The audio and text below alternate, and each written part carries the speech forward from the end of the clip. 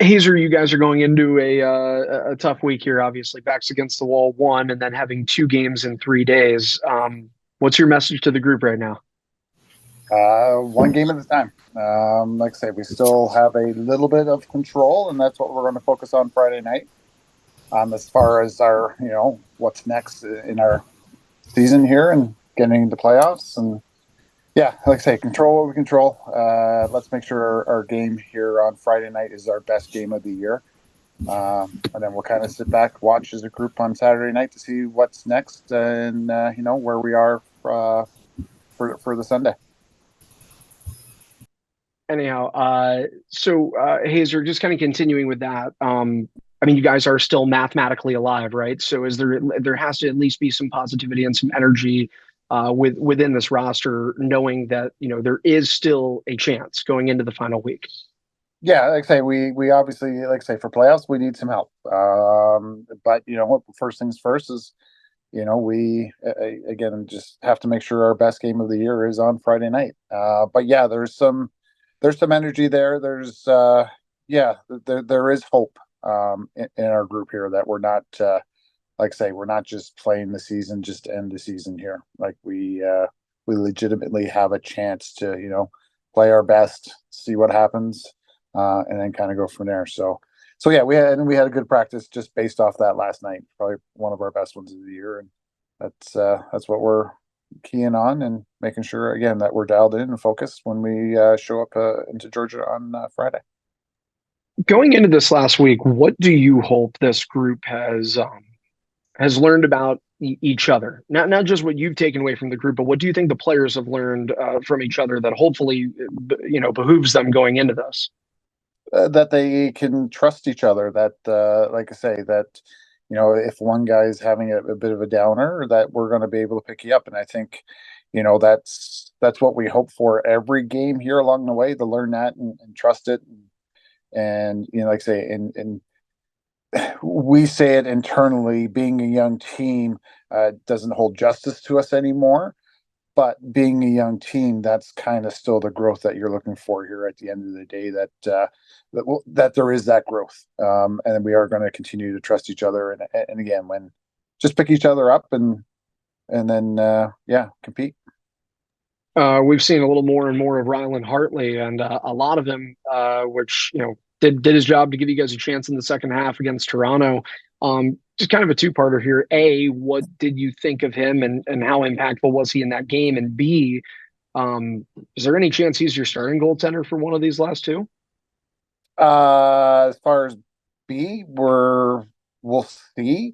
Like I say, that's the one thing we talked about with Ryland is that we know and we trust that you are medically cleared to play, and you're ready to play is the biggest part. And again, with same answer type deal, Hutchie's been battling for us so all year long, and he's given us an opportunity. And like I say, it's meaningful games, but it's still just another game here for us at the end of the day. So yeah, so we haven't made that final decision yet. What was part A? Sorry. Uh, you're good. Part A, just his performance. What you thought of Hartley? Given, I mean, at one point that game's 10-1, and it could have got a whole lot uglier, and he did a really good job trying to anchor you guys back into the fight. Yeah, 100%, right, and two empty net goals there, I think, at the end there as well. So it was, again, he had a great second half, and he's making quality saves, and again, he had a fire in him at halftime, and he made it well aware of what he thought about our performance. And it was kind of one of those ones where we kind of said, okay, let's then you show us versus using your voice, show us. And he kind of did spark us, and we sort of got our feet back underneath us a little bit. And it was a nice change. And again, the guys went to battle for him for that second half. And yeah, so it was a good solid performance out of him, and it just reiterated what we thought. And again, it's tough, right? He's gone through the injuries he has with us. We've seen what he's gone through to get ready to be able to play. And again, I think it just reinforced that he's ready to play. And then I think my only other question, Hazer, is these games. I mean, it's all or nothing right now. Are these the games that a Connor Fields Ryan Smith, Dan Coates, experienced high-end talent players. Are these the games these guys need to do their part? They need to lead on the floor. Or are there other pieces you're looking to see? Obviously Thomas McConaughey's having a great rookie year, but who are the go-to guys that you think need to lead the charge here starting Friday on Georgia? Yeah, again, the veteran guys have kind of, established themselves and they kind of have that idea of what needs to be done. And as far as our go-to guys, it really is on all of us. Like offensively, we're at our best when everybody's touching the ball. The ball is moving left, right, and center. It makes it easier on Fieldsy and Smitty to put the ball in the back of their net. But again, it takes the collective to do this, and vice versa. And the same thing for our back end. Like we're not expecting one guy to friggin' to carry us here. It's on the collective. That's the message we preach all year long. And again, they understand that. And it's now time, I think, for us as a group. We are really going to be judged on, on this next one. And as individual lacrosse players and as a team, where we are, does it match to where we think we are and where we're going, or is things going to kind of second guess here's things that I guess kind of move forward here. But yeah, we understand the situation, and everybody's got to step up and do their role. Awesome, thanks, Hazer. No problem. Do we want to? Let's go ahead and just have Justin jump on here for questions. Well, I'll let Chris start. Chris normally starts for us, so Chris, go ahead, start. Then we sort of alternate. If you're good, Andrew, Chris goes, and I'll go. Then Lauren, if that works. Yeah, that's easy enough for me. You guys have at it. Okay, cool.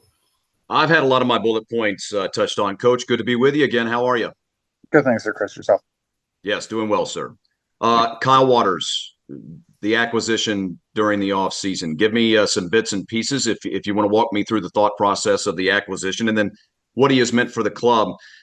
Quite a pickup. What is he? I think he's on 20 and 25, 21 and 22, something like that. But either way, he's just shy of about 45 points. Quite the acquisition. Yeah, no, 100%. And again, we as a staff, myself, Kyle, there have a little bit of history with him as well.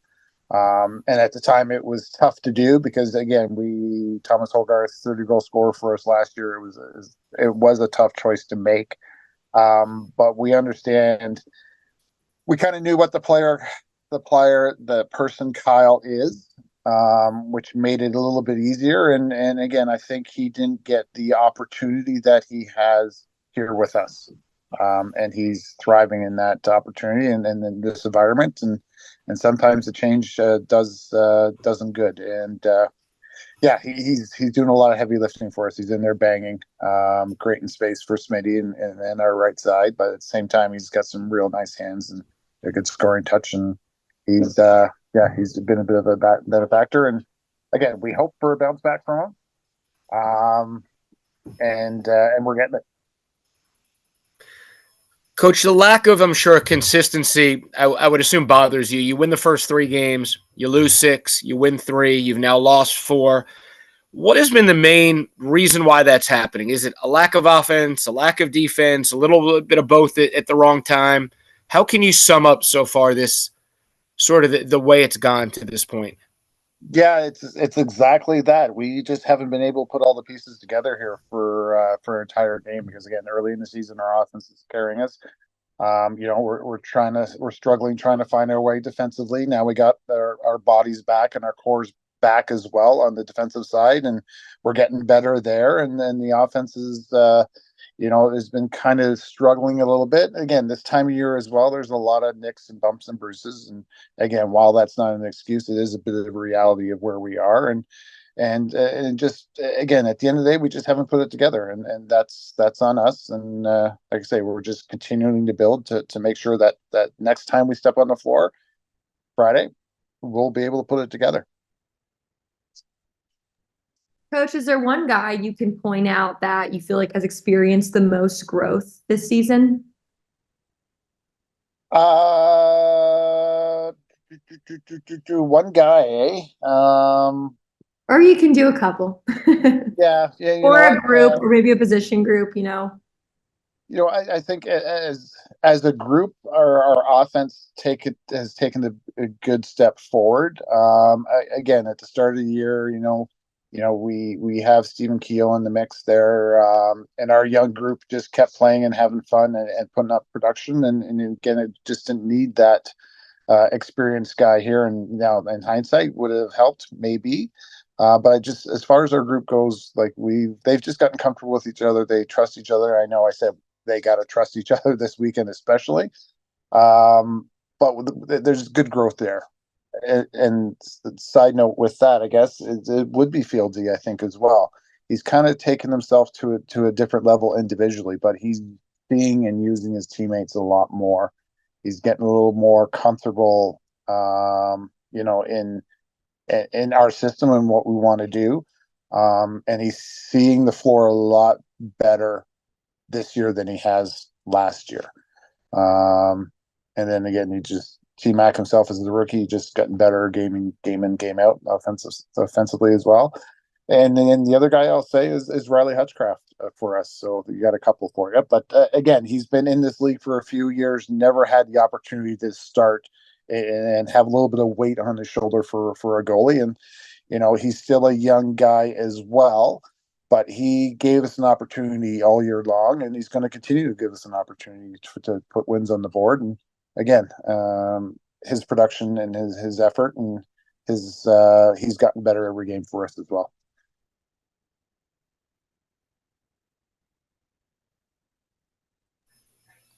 Coach, can you talk a little bit more on Connor, what type of a leader he is? Is he the quiet leader, the vocal leader? And also, if I say to you, he's a top what player in this league, how would you answer that? You know what? Fieldsy, he's a little bit of both. Like I say, and that's the one thing, we want to see and we encourage from our group is that, if you see something, feel something, make sure you speak up. And he's able to do that.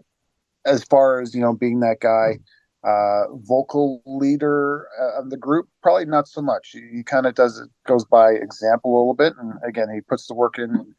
Again, he's just, he wants to score every single time or, create an opportunity for us to score every shift. Sorry. And again, what was the second part of that question? If you had to say Connor is a top what player in this league, trying to pick your brain, is he a top 5 player, top 10 player, just an all-star type player? Where are you in terms of what Connor does relative to some of the greats in this league? Yeah, I would say he's probably one of the top lefties in this league. Again, he's so individually gifted and so individually dynamic that he's able to do a lot of things on his own, create his own shot, great, and at the same time, see the opposite end of the floor. But that's the other thing with Fieldsy is, compared to all the other guys, he's not grown up in the box game. So there's still nuances in his game that he's learning. And he's adapting and he's growing with. And I think that's where, his ceiling, he still hasn't reached his ceiling, in my opinion, anyways, is again, he can do it individually. It's incorporating the rest of the group to make it easier for Connor that he's still learning about and how to do it. And again, this year compared to last, I think he's taking big steps in that side of things. But I still think there's more for him to learn, and then which is just again is going to increase the ceiling that he's going to be able to reach. Anything you take from that first meeting with the Swarm? Anything you learned from that? Anything you're going to incorporate, or is that just that was then, this is now? It's a little bit, like I say, yeah. Obviously, we're circling back to that game, and kind of looking at what's worked, but it is different, and it is. Like I say, we probably got a totally different team here going into this weekend than we did the first time we were around, with a bunch of injuries and guys out of our lineup that are back and again gelled with and at a different level. But yeah, again, they, like I say, offensively they're still dynamic. Lyle again is not having a year I think that he has in the past, but he's still the greatest cross player in this league, I think, in my opinion. And defensively, like, they play a very hard system, a quick system to get up floor. And like I say, and Brett there is having exceptional year in goal for him. So again, all facets of their game is dialed in, and they've had a good run here. And again, we're struggling, but we know we'll be able to compete with them. Coach, you and I had a good conversation about Thomas last year. McConvey, I beg your pardon. Yep. Yeah. What have you seen from him here in this first year? I know you were very excited to get him in the fold. We had to wait a year, obviously, after the draft. Give me a little bio on him, something I can really dive into on the air.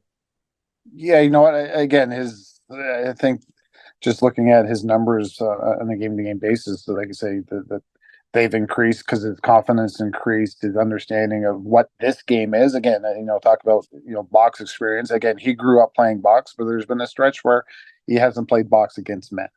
And he's playing against some of the best, like I say, some of the best men in this league, in this game, and he's continually developing. And again, he's our number 2 on our left side for a reason, because he's smart, he gets it. He has a great touch. He bangs for fields. He did great space for him. He just does a lot of things here that, again, for a rookie, learning. He's done a good job so far, and again, he's just gotten better and better every single game for us, which is really good to see. And again, it's what you expect out of a young guy that has so much talent and so much potential.